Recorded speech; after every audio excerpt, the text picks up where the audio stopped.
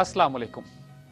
इससे पहले कि हम मोहम्मद बिन कासिम की फतह सिंध के मुहिम को देखें, उस वक्त के सियासी मुहर्रिकात को देखना बहुत ज़रूरी है और उन सियासी हालात को जिनमें ये मुहिम सरअंजाम दी गई। देखिए, खलीफा वलीद बिन अब्दुल मलिक का दौर था ये वो वक्त था कि जब उनके इराक और पर्शिया के गवर्नर हज्जाज बिन यूसुफ ने सल्तनत के चारों तरफ बड़ी बड़ी जंगी मुहिम में रवाना की हुई थी। शुमाल में बाज़ंतीनी सल्तनत को एक बड़ी सेबास्टोपोलिस की जंग में शिकस्त दी गई, जिसकी बुनियाद फॉरेन एक्सचेंज और रिजर्व और करेंसी के हवाले से बुनियाद बनी थी। मूसा बिन नुसैर और तारिक बिन ज़ियाद हस्पानिया की फतह के लिए अंदलुसिया में दाखिल हो चुके थे। कुतैबा बिन मुस्लिम को, जो खुरासान के गवर्नर थे, वस्ती एशिया और मावरा नहर की तरफ रवाना किया जा रहा था। और उसी दौर में तकरीबन 711 ईस्वी का ये दौर बनता है कि जब मोहम्मद बिन कासिम को रवाना किया गया सिंध की तरफ। मगर इनको सिंध की तरफ भेजा क्यों गया? हमें तारीख में सिर्फ ये बताया जाता है कि राजा दाहिर ने कुछ किश्तियां लूट ली थीं और उसके जवाब में एक मुहिम को रवाना करना पड़ा। बात यहां से शुरू नहीं हुई थी, इसके पीछे एक बहुत गहरी तारीख है और आज हम उस पर बात करना चाहेंगे। देखिए, जब खिलाफत इस्लामिया ने पर्शियन एम्पायर को फतह करके उसके तमाम सूबों पर कब्जा कर लिया, तो पर्शियन एम्पायर के वो तमाम सूबे जिन पर मुसलमानों ने कब्जा किया, वो बराह रास्त सरहदें मिलती थीं उनकी चीनी सल्तनत के साथ और एक तरफ हिंद के साथ।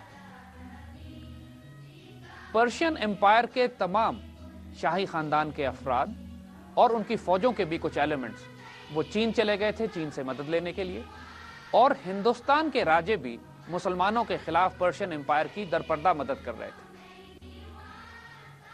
इसके अलावा जो मुमलकत इस्लामिया के अंदर बगावतें बर्पा हो रही थी, खारजियों का फितना अभी भी अपनी जगह पे मौजूद था। हज्जाज बिन यूसुफ को खुरासान में खारजियों के खिलाफ भी बड़ी कार्रवाइयां करनी पड़ी और खारजियों की भी एक बड़ी तादाद हिंद से मदद लेने के लिए मुसलसल मकरान, बलोचिस्तान और हिंद की तरफ सफर किया करती थी। मुसलमान सल्तनत मशरिक में पूरी पर्शियन एम्पायर पर काबिज हो चुकी थी। शुमाल में बाज़ंतीनी एम्पायर के साथ उसका तसादुम था और इराक तक तमाम सरहदें मुसलमानों के पास थी। जो आज का टर्की है वो सिर्फ बाज़ंतीनी सल्तनत के पास बाकी रह गया था। अफ्रीका मुसलमानों के पास आ रहा था। शुमाली अफ्रीका के बाद हम स्पेन में दाखिल हो चुके थे। जुनूब में समुंदर था और अरबों के इस्लाम लाने से पहले भी तिजारती काफिले और राब्ते बहरी जहाज सिलोन, मालदीव और हत्ता के फार ईस्ट में इंडोनेशिया तक जाया करते थे और चीन से भी मुसलमान अरबों की तिजारत थी। इस्लाम लाने के बाद ये तिजारत का रास्ता तो कायम रहा, साथ तबलीग का पहलू भी शामिल हो गया और मुसलमान कसीर तादाद में बहरी जहाज़ों के ज़ेरे सफ़र करके सिलोन, मालदीव और हत्ता के चीन की जुनूबी बंदरगाह कैंटोन तक भी मुसलमानों के तिजारती काफिले और तबलीगी काफिले जाया करते थे। तमाम दुनिया की कौमें अपने समुद्री रास्तों की हिफाजत करती हैं। आज के दौर में भी जब हम अमेरिका की ग्रैंड स्ट्रेटेजिक ऑब्जेक्टिव्स को देखते हैं तो उसके अंदर सबसे अहम एक नुक्ता यह भी है कि आलमी तिजारत के आबी रास्तों की हिफाजत की जाए। वो तमाम आबी रास्ते, चाहे वो सुएज हो, जिब्राल्टर हो, बास्फोरस हो, सुएज या मलाका स्ट्रेट्स हो, ये तमाम वो इलाके हैं जो आज के दौर में भी इंतहाई अहमियत का हामिल है। और अमेरिका जो पूरी दुनिया में फोर्स रिपोजिशनिंग कर रहा है, उसकी एक बड़ी वजह इन आबी रास्तों पर कंट्रोल भी है। ये आज का कोई फिनोमेना नहीं है। हजारों साल से जो भी तहजीब इस पूरे इलाकों में अपना कब्जा या कंट्रोल करना चाहती है, उसके लिए सबसे पहले अहम नुक्ता यह होता है कि उस तमाम इलाकों के आबी रास्तों पर अपना कब्जा और तसल्लुत कायम करे। यह कुदरती बात थी कि जब मुसलमानों ने जजीर-ए-नुमा अरब पे कब्जा किया, अफ्रीका की तरफ बढ़े, बाज़ंतीनी एम्पायर से टकराए और पर्शिया पे कब्जा कर लिया, तो चौथी उनकी तवज्जो अपने जुनूब में आबी रास्तों की तरफ होनी चाहिए थी।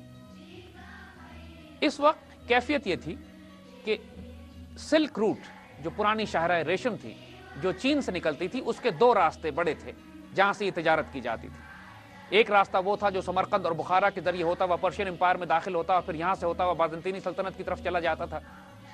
दूसरा रास्ता इंडिया में दाखिल होता था दरियाए सिंध के साथ साथ, और नीचे दरियाए सिंध के पास जहां समुंदर से ये मिलता था, वहां पे आबी बंदरगाहें थी जहां से बाज़ंतीनी सल्तनत के और दुनिया के दूसरे इलाकों से बहरी जहाज आके सामान उठाया करते थे।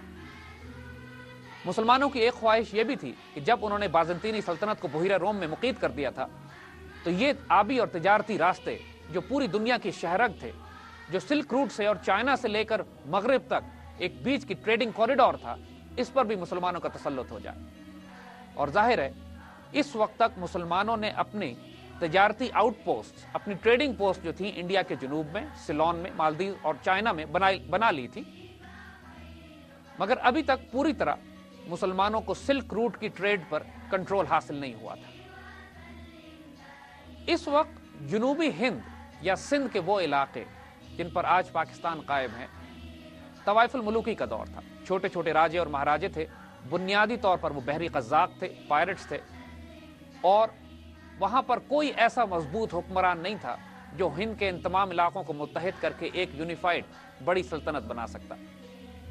طوائف الملوکی اور بیراہ روی کی وجہ سے قزاقیوں نے وہ تمام آبی راستے جہاں سے مسلمانوں کے تجارتی جہاز جایا کرتے تھے ان کے لیے مصیبت کھڑی کی ہوئی تھی۔